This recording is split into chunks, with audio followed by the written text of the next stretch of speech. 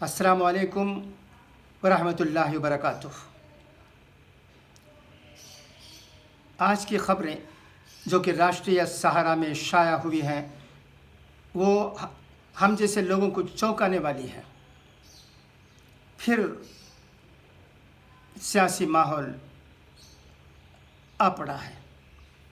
SDPI के ज़िम्मेदार अब्दुल हन्नान ने कहा है कि डीजे हल्ली, केजे हल्ली और एक और इलाक़े में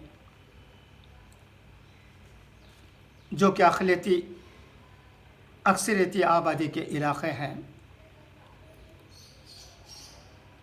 गरीब लोग रहते हैं, मज़दूर लोग रहते हैं। इनकी तालीम और तरबियत ठीक तरह से नहीं होती है। इनको आसानी से सियासतदान अपने कब्ज़े में ले आते हैं और वो काम करते हैं जो इनको नहीं करना चाहिए। ये लोग जोश में आकर, होश खोकर हाल में जो काम हुए ऐसे काम कर देते हैं जिसकी वजह से सबको तकलीफ़ होती है। अब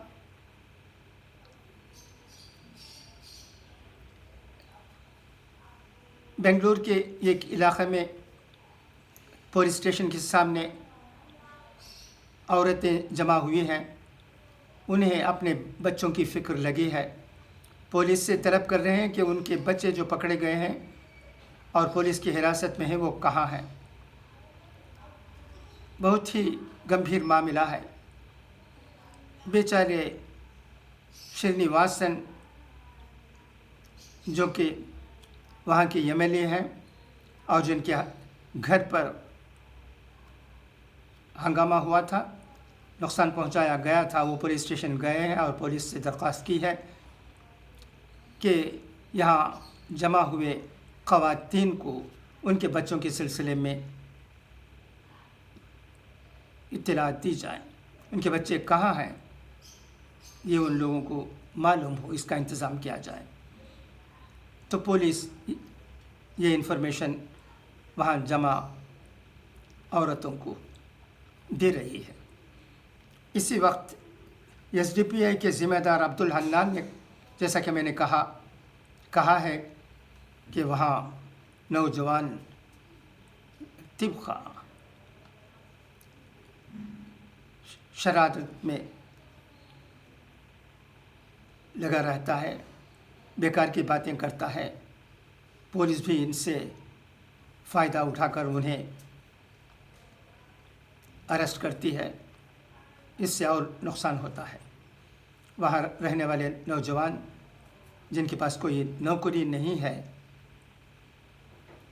और लॉकडाउन की वजह से उन्हें आमदनी भी नहीं है, वैसे लोग आसानी से सियासतदानों की बातों में आकर वो काम करते हैं जो उनको नहीं करना चाहिए।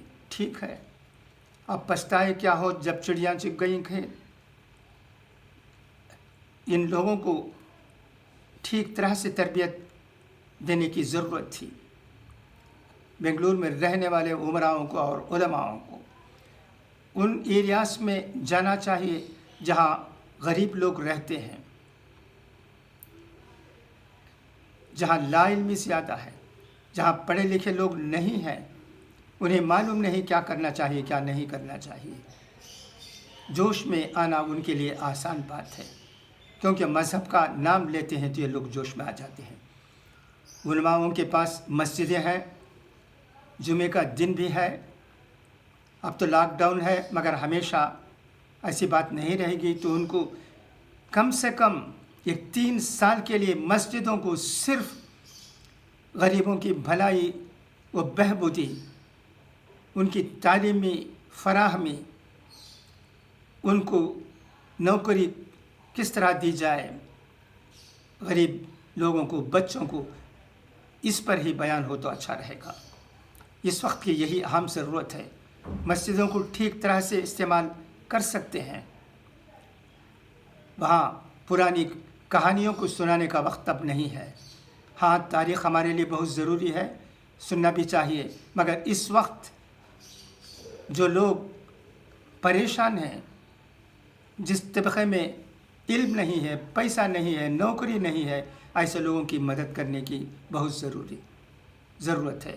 یہی ہمارا دین ہمیں کہتا ہے۔ اور منا صاحب کا یہ بیان بھی سب کو سننے ملا ہے۔ تو ایک اور بات بھی میں کہنا چاہتا ہوں اور آپ لوگوں سے پوچھنا چاہتا ہوں، کیا ہمارے لیے سیاست ضرورت ہے؟ ارے بھائی، انتخابات کے وقت سیاست کرو، دوسرے دنوں میں سیاست کی نہیں بلکہ تعلیمی اور معاشی میدان میں کام کرنے کی ضرورت ہے۔ اس کے سوا اور کچھ نہیں۔ کیا سیاست ہے؟ سیاستدان تو سیاستدان ہوتے ہیں، وہ کہنے دو جو چاہتے ہیں، کہنے دو جو چاہتے ہیں، کرنے دو۔ ان کی بات میں نہیں کر رہا ہوں مگر لوگوں کو، عوام کو ان کی باتوں میں آ کر وہ کام نہیں کرنا چاہیے جو حال میں بنگلور میں کر بیٹھے۔ شرینواسن نے، وہاں کے MLA اکھنڈا شرینواسن، وہ پولیس اسٹیشن گئے ہیں، پولیس سے درخواست کی ہے کہ جن بچوں کو گرفتار کیا گیا ہے انہیں اگر وہ قصوروار نہیں ہیں تو انہیں رہا کر دیا جائے۔ اس کے علاوہ انہوں نے ایک اور اچھی بات بھی کہی ہے کہ ان کے علاقے میں جو ہنگامہ برپا ہوا اس میں اس علاقے کے نہیں بلکہ باہر کے لوگ بھی رہے ہیں۔ ان تمام باتوں پر پولیس کو بھی غور کرنے کی ضرورت ہے۔ پولیس جو کرتی ہے کرنے دو، مگر اکھنڈا شرینواسن نے پولیس سے بھی درخواست کی ہے کہ وہ بے گناہ بچوں کو رہا کر دیں۔ یہ بھی بہت اہم بات ہے۔ شرینواسن ایسا لگتا ہے اخباروں کی رپورٹ سے بہت اچھی طرح پیش آتے ہیں، اچھی طرح کام کرتے ہیں۔ جب علماء کرام ان کے گھر پہنچے تو انہوں نے کہا کہ آپ لوگ یہاں آئے، یہی بہت بڑی بات ہے۔ تو اس لیے پھر میں آخر میں یہ کہتے ہوئے کہ ہمارے لیے سال بھر سیاست کرنے کی ضرورت ہے؟ کیا یہ کی غلطی کو لے کر اس طرح کے ہنگامے برپا کرنے کی ضرورت ہے؟ کیا ہمارے حضور اکرم صلی اللہ علیہ وسلم جو رحمت للعالمین ہے ان کو کوئی آسانی سے انسلٹ کر سکتا ہے؟ اگر کوئی بات کہتا بھی ہے تو وہ اس کی بات ہے، اس سے ہمارے حضور اکرم کو کوئی نقصان نہیں پہنچے گا۔ تو اس کا جواب ہم ٹھیک طرح سے دینے کی ضرورت ہے۔ ہم تو امن و امان چاہتے ہیں، ہم تو رحمت للعالمین کے ماننے والے ہیں، خدا کی باتوں پر عمل کرنے کی ضرورت کو محسوس کرتے ہیں۔ اس کے باوجود شرپسند عناصر کی وجہ سے، جو کہ ہماری قوم کا ہی ایک حصہ ہے، ایسا موقع آ جاتا ہے جب کہ قوم کے بڑوں کو سر جھکانا پڑتا ہے۔ اس کی ضرورت نہیں ہے، اور قوم کی بھلائی و بہبودی کو لے کر غریب طبقے کو، لاچار لوگوں کو، نوکری کے بغیر رہنے والوں کو، جہالت میں مبتلا لوگوں کو ٹھیک طرح سے اصلاح کرنے کی ضرورت ہے۔ میں تو ایک مسلمان ہونے کے ناطے یہ کہوں گا کہ یہ کام مسجد سے شروع ہو، جیسا کہ ہمارے عبدالرقیب صاحب نے اپنی کتاب میں مسجدوں سے درخواست کی ہے کہ مسجدیں خدمت خلق کا ذریعہ بننا چاہیے، وہاں خدمت خلق کا کام ہو۔ اس وقت کی یہی ضرورت ہے۔ اگر ہم اس پر سوچیں اور ہمارے عمراء اور علماء میدان میں آ جائیں تو آسانی سے ہماری قوم کے